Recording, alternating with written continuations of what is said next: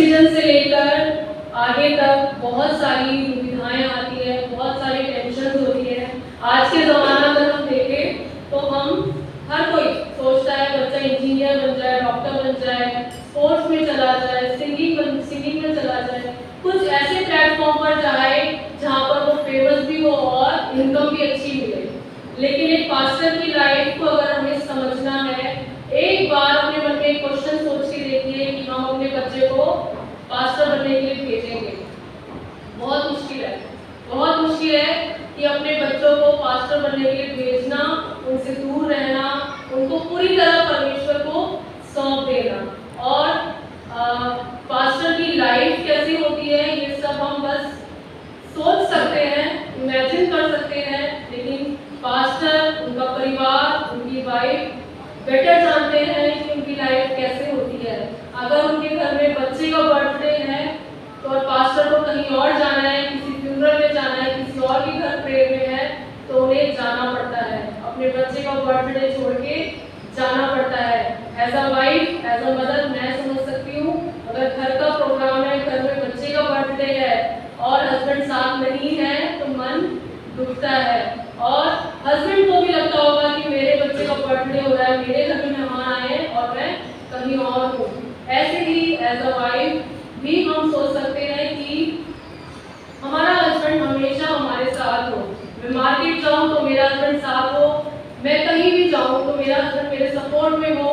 As a बच्चे, बेटी, मैं सोच सकती हूँ कि मेरा पिता हमेशा मेरे साथ हो। मैं स्कूल जाऊँ, मेरे पेरेंट्स टीचर मीटिंग हो, मेरे पिता मेरे साथ खड़े रहें। लेकिन एज अ पास्टर उनके पास दो जिम्मेवारी है, बहुत सारी जिम्मेवारी है हमारे कलीसिया की। और कलीसिया में कितने परिवार हैं ये हम सब समझ सकते हैं।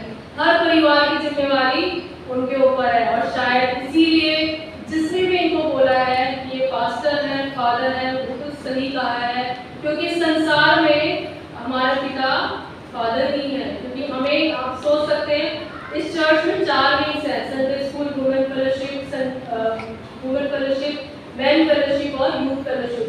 सबको हैंडल करना आसान बात नहीं है, सबकी बातें सुनना आसान बात नहीं है। आपको सिर्फ प्रोडक्ट मिल जाता है कि प्रोग्राम बहुत अच्छा होगा, लेकिन हमें पता है उस चीज़ को करने के लिए बहुत मेहनत लगती है, उस चीज़ को सफल बनाने के लिए बहुत मेहनत लगती है। और उसमें फादर का बहुत बड़ा रोल होता है। हमारी रिट्रीट हुई थी अभी रिसेंटली, हमने बहुत काम किए, लेकिन शुरुआत हमने फादर से करी, एंड हमने फादर से करी, क्योंकि अगर वो नहीं होते तो ये प्रोग्राम भी सक्सेस नहीं होता। हम संसार में जाते हैं और पूरा दिन व्यतीत करते हैं, सुबह के ड्यूटी जाना, आना, बच्चों को देखना, सब कुछ। लेकिन एक पास्टर की लाइफ शुरू होती है प्रार्थना से, और वो घर से निकलते हैं, जगह जगह प्रार्थना करते हैं, रात को घर आते हैं। और फिर हमारे चर्च में खासियत है, रात को 11:30, 12, 2 बजे, 2:30 बजे जब भी फादर घर आते हैं तो हमें एक मैसेज के साथ एक गुड नाइट बोलते हैं। सबको पता है ये बात? तो फादर हमारे लिए बहुत इंपॉर्टेंट है। और इसलिए भी हर संडे हमें वो क्या देते हैं यहाँ पर, आत्मिक भोजन, है ना।